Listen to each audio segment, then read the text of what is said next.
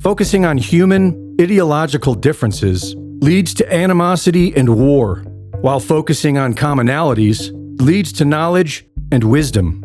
One of the most common themes found within all traditions across the world is the idea that human beings are born with an internal divinity which has the potential for transmutation into a higher life form, a dormant soul seed ready to be awakened by a disciplined and mindful human. In Western esoteric traditions, this is known as the Great Work or the Magnum Opus. In Rosicrucianism, the primary symbol is the rose cross, a divine and unfolding soul, the rose, growing at the center of the limited material body, the cross. This is also the true meaning of alchemy. The lead is the crude human ego and body, and the gold is the divine spirit. All Hermetic traditions are based on the teachings of Hermes, which tells us that what we call the physical world is a mental construct created by the divine mind with the help of human consciousness. In Freemasonry, this is symbolized by the ashlar, the rough stone that must be shaped into the perfect ashlar, representing the refinement of the self.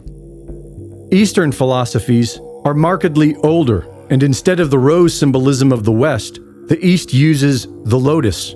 In yoga, the human body is viewed as a vessel created for ascension. It teaches that the central nervous system is a mechanism that can be consciously operated to activate higher faculties and ultimately achieve liberation. Hindu Vedanta teaches that the separate human identity is an illusion, and if we free ourselves of this dream, we will realize that we are all the same divine source. Mahayana Buddhism teaches that all living beings possess the seed of enlightenment. One of the most revered archetypes in Buddhism is the Bodhisattva, one who achieves this enlightenment but chooses to remain in the cycle of rebirth to help all other sentient beings achieve the same. This teaching can also be found in the Abrahamic religions. In Jewish mysticism, the tree of life exists within the human form, and by ascending the tree, the human transforms from a lower soul to a divine spirit. Sufism teaches that through a deep love for the divine, one can merge completely with it. In Gnosticism, the material world is viewed as an illusion that imprisons a divine spark within the human body, and through direct experiential knowledge, one can awaken this spark and liberate it. In Eastern Orthodoxy, there is the concept of the uncreated light, Theosis. As Saint Athanasius famously said, God became man so that man might become God. Early Christianity clearly taught this doctrine. For centuries, it was understood that every individual possessed a divine spark, that sin was a sickness of the soul, and that salvation was achieved by cultivating this divine spark, just as Christ taught through his actions.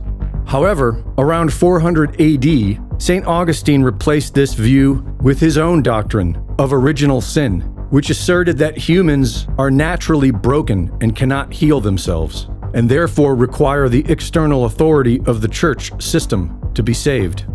The Great Schism of 1054 AD marked the moment the Christian world split in two.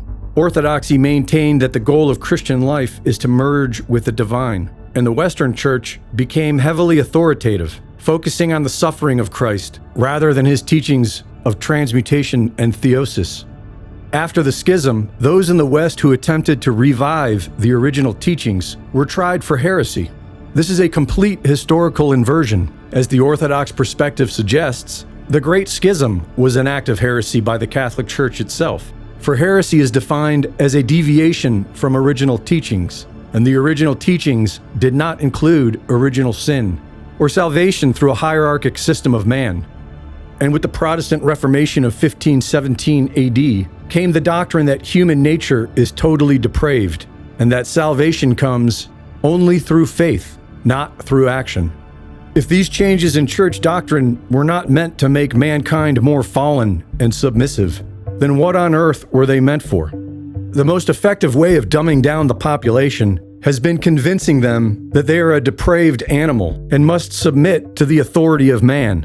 No matter, the divine spark is within you, and only you can choose to ignore it or not. Gregory's reporting.